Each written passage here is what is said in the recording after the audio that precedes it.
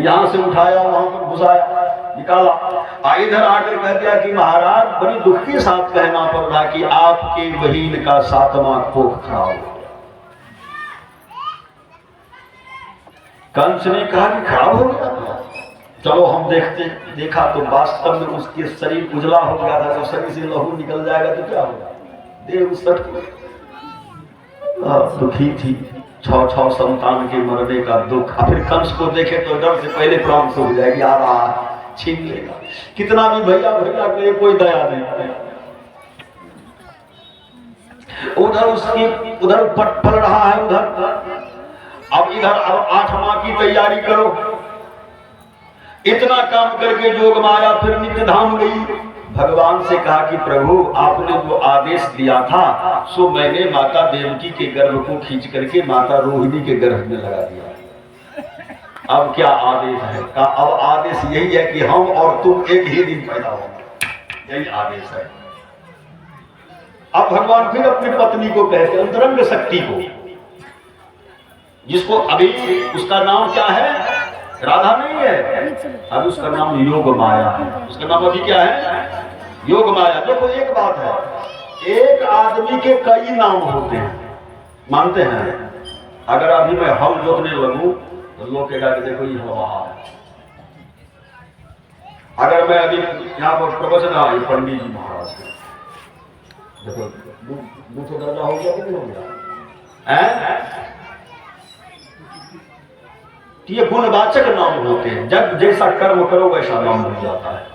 तो यहाँ अब इनका नाम योग माया है, क्योंकि योग से खींचा है और योग से पहुंचा है, इसलिए इसका नाम क्या है, योग माया। अब योग माया को कहा कि देखो जिस दिन हम उत्पन्न होंगे उसी दिन तुम उत्पन्न हो। लेकिन एक बात क्या कहा, जरा हमसे पीछे पैदा होना, क्योंकि पत्नी को पति से कम उम्र होना चाहिए कि नहीं। होना तो दो गांवों से आपके नंबर के छोट से कहना तो मुश्किल भाई है, लेकिन पत्नी का उम्र पति की उम्र से कम होना चाहिए। इसलिए ऐसा करो देवी कि पहले हमको पैदा होने दो, उसके बाद तुम पैदा, लेकिन सेम दिन। ठीक है, आदेश मिल गया। वो उधर गर्भ में है, गर्भ में है। उस समय आया बलराम जी का जन्म हो गया ब्रज में। और जब बलराम जी का जब जन्म हुआ तो बलराम जी आंख नहीं खोला, पैदा हो गया लेकिन आंख बंद है। अब आंख बंद है तो बड़े बड़े वैद्य सब आए, बड़े बड़े ज्योतिषाचार्य सब आए कि भाई बच्चा पैदा हुआ, हाथ पैर हिला रहा है, रो रहा है, लेकिन आंख नहीं खोला, आखिर बात क्या है। तो परीक्षित जी ने सुखदेव जी से पूछा कि रो रहा है, अंग प्रत्यंग चेष्टा कर रहा है, लेकिन रो नहीं रहा, मैंने आंख नहीं खोल रहा है। उनका संकल्प है कि मैंने भगवान से इतना तो जरूर दबाव डाल करके बड़ा भाई तो मैं बन गया। पहले तो मैं छोटा भाई था ना, रामावतार में मैं लक्ष्मण था, छोटा था, अनुज था, लेकिन इस बार तो अग्रज बन गया, बड़का भाई ही बन गए, छोटका बड़का हो गया, बड़का छोटका हो गया। लेकिन एक बात क्या, इस पाप का प्रायश्चित इसी रूप में होगा कि मैं आंख तभी खोलूंगा जब मैं भगवान का दर्शन करूं, उसी दिन मैं आंख खोलूंगा। इसलिए बलराम जी रोते थे, हाथ पांव हिलाते थे, दूध पीते थे, लेकिन आंख नहीं खोलते, क्योंकि कन्हैया आएगा उनको देख, आंख खोलूंगा तो कन्हैया को देखूंगा, उसके बाद फिर किसी को देखूंगा। इसी संकल्प में वो आंख बंद। मानो मेरा जन्म होकर के भी जन्म नहीं हुआ है, जन्म तो हुआ पहले, लेकिन पहले नहीं हुआ।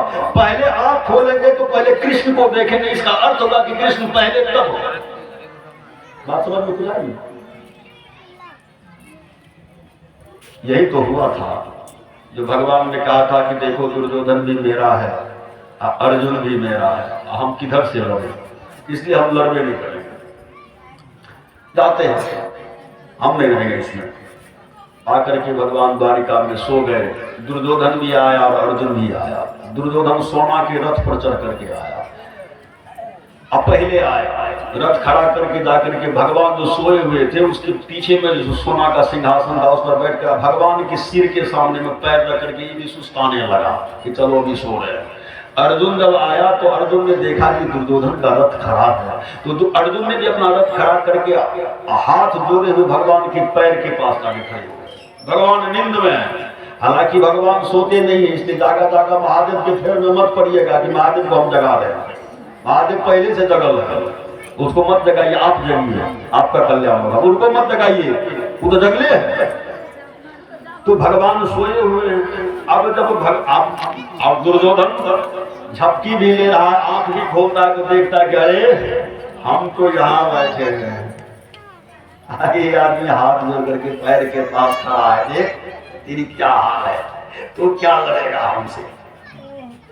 मैंने उसके मन में अभिमान हुआ। जैसे ही भगवान ने अपने मुंह पर से चादर हटाया और उठ करके बैठा तो पहला नजर पड़ा अर्जुन पर। कहा अर्जुन कब आए? तो दुर्योधन ने कहा कि पहले मैं आया हूं। भगवान पहले मैं आया हूं। भगवान ने कहा आए होंगे, मगर पहले हमने अर्जुन को देखा है, उसके बाद आपको देखा कि अर्जुन ही एक नंबर में है।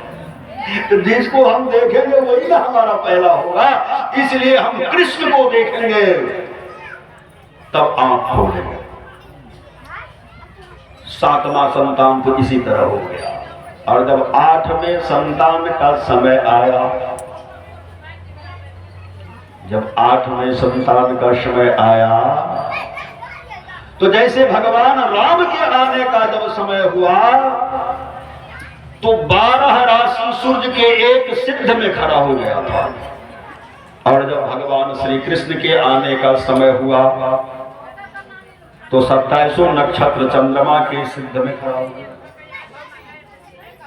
इसलिए दिन में आए भगवान राम, सूर्य के समय में आए ना, रात में आए कृष्ण, तो चंद्र किसके साथ होना चाहिए? कृष्ण के साथ। लेकिन कृष्ण चंद्र नहीं कहा, रामचंद्र कहा। कृष्णचंद्र कहा, कृष्णचंद्र नहीं है। कहीं भी आप पढ़िए कोई पुराण में कृष्णचंद्र लिखा हुआ नहीं है। आप हम लोग बोल देते हैं कृष्णचंद्र कृष्णचंद्र, लेकिन कृष्ण अपने ओर से कृष्णचंद्र लगाते हैं। कृष्ण है लेकिन राम के लिए रामचंद्र शब्द आया। दिन में आने वाले को चंद्रमा कहा, लेकिन रात में आने वाले को चंद्र नहीं कहा। देखो, तुरंत किसी बात का आध्यात्मिक निर्णय नहीं करना चाहिए। बहुत बड़ा बात है।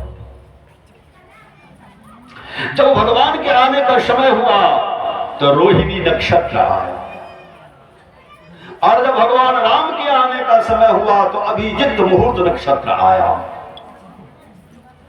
सो अवसर बिरंची जब जाना, सो अवसर बिरंची जब जाना, सो अवसर बिरंची जब जाना, चले सकल सूर साजे में माना, चले सकल सूर साजे में माना, सोय अवसर बिरंची जब जाना, चले सकल सूर साजे में माना, चले सकल सूर।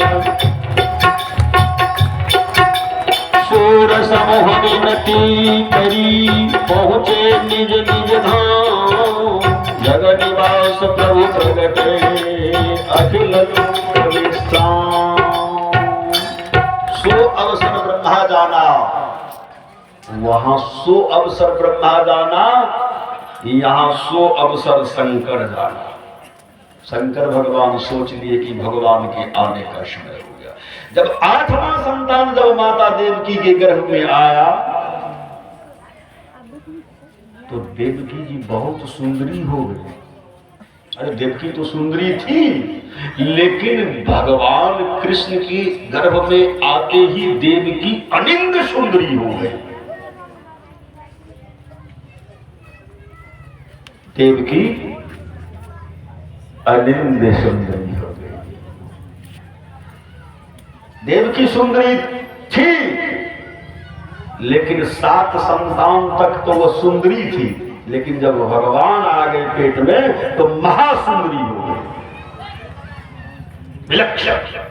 उनके नेत्र का चमक बढ़ गया, करुणा बढ़ गया, रूप माधुर्य बढ़ गया, वात्सल्यता बढ़ गई।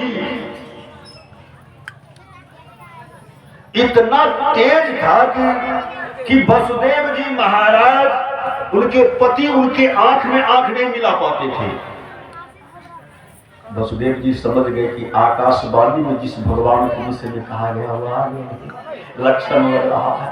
वो देवकी को प्रणाम करते थे मन ही मन कि तू धन्य है कि तेरे गर्भ में नारायण आ रहे हैं। वसुदेव जी जेल में बंद है, कड़ी बेरी लगा हुआ है, फिर भी स्त्री को मन ही मन प्रणाम करते कि तू धन्य है कि, क्योंकि भगवान तो मेरे द्वारा नहीं आएगा, भगवान तो स्वतः आए हैं, लेकिन तू धन्य है कि तूने उसे कोख नहीं सुना।